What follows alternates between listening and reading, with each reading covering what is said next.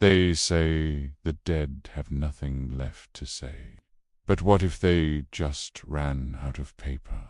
The first letter arrived on a Tuesday morning, a small yellowed envelope resting quietly on my doorstep. There was no stamp, no name, no return address, just my own handwriting. Inside, a single sheet of paper, creased and as thin as skin. The ink was faded, but I could still make out the words. "You promised to write back." I laughed nervously. Maybe.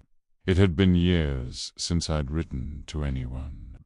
And yet, as I stared at the letter, a chill moved through me like a whisper across my spine. I thought of him, the one I'd buried, the one I'd sworn to forget. The next morning, another letter, and the next. Each one written in my own hand, each one signed with his name. The words grew stranger with each delivery. The soil is cold. The worms don't speak to me anymore. You left too soon. I tried to burn them, but the paper simply wouldn't catch. The flame danced across the page, licking at the ink, and then died, as if it had no air to feed on.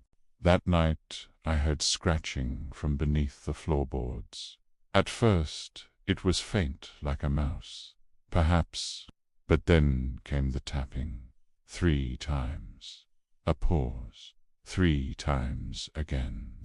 Like someone trying to spell their way out of the dark. I followed the sound to my desk, where the letters were piled neatly, even though I hadn't touched them. One envelope sat apart from the rest, its seal still unbroken. My name was written on it, but not as it appears now.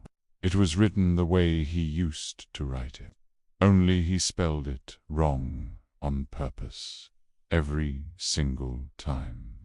My hands trembled as I tore it open.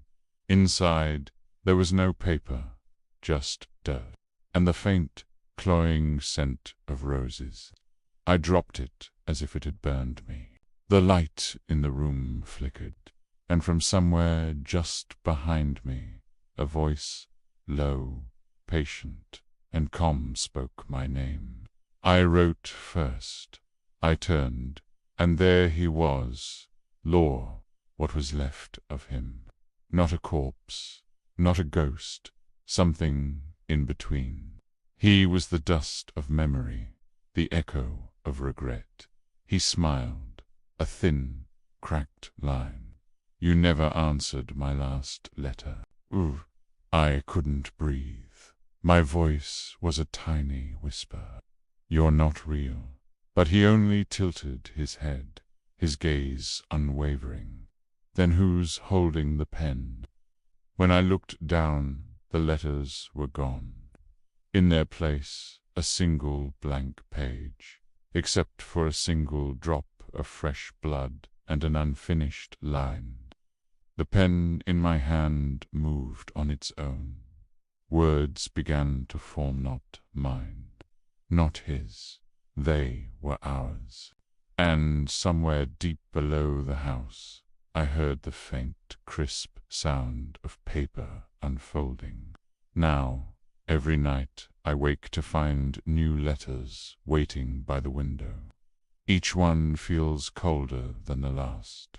Each one is written with ink that smells of damp earth and decay. And each one ends with the same chilling sentence. Your turn. I sit at my desk, pen in hand, the scent of roses thick in the air. The floorboards creak below, a patient rhythm waiting.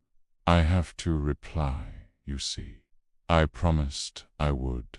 And down there, in the cold and the dark, he's waiting, waiting for my answer. He ran out of paper once.